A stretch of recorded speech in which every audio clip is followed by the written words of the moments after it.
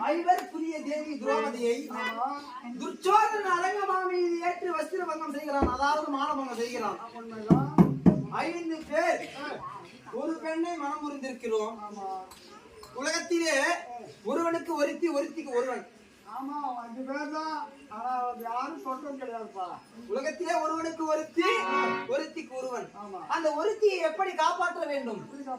கண்ணை இணையானது எப்படி காப்பாற்றுகின்றதோ அத்தனை போல் காப்பாற்ற வேண்டும். மகராஜா 8 மணி சொல்றது அந்த மாதிரி காலையில் படிக்கும்போது கட்டுறதுல போகும். அப்ப நான் எவ்வளவு இல்ல தேவன் எந்த போதும்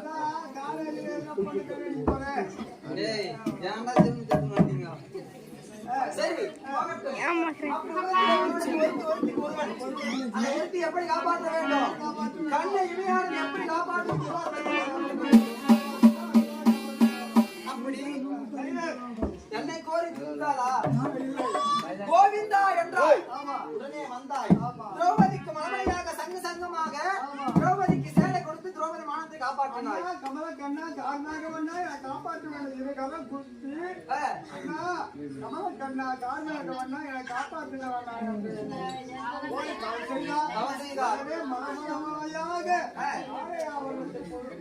கொடுத்து மானத்தை காப்பாற்றின. என்ன சொல்றது?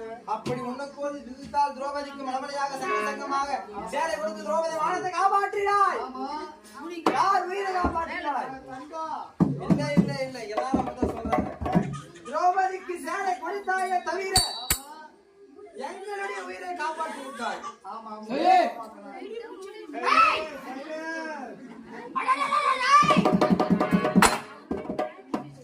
அப்படி திரௌபதிக்கு சேலை கொடுத்தாயே தவிர என் உயிரை காப்பாற்றிருக்காய்.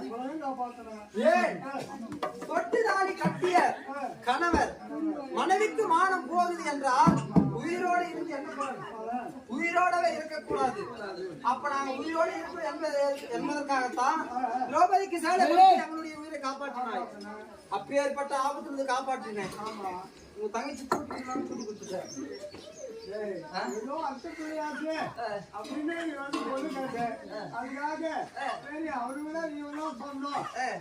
நல்லா கேட்டுங்க மொழதான். அப்பேற்பட்ட ஆபத்துல இருந்து காப்பாற்றினீங்கள். கேவலம் கண்ணின் இடத்தில் குட்டி பாம்பு இருக்குது, அது உன்னை விடாது என்னை விடாது சொல்கின்றாய். மேலும் ஒரு ஆபத்திலிருந்து காப்பாற்றின ஞாபகம் இருக்கா?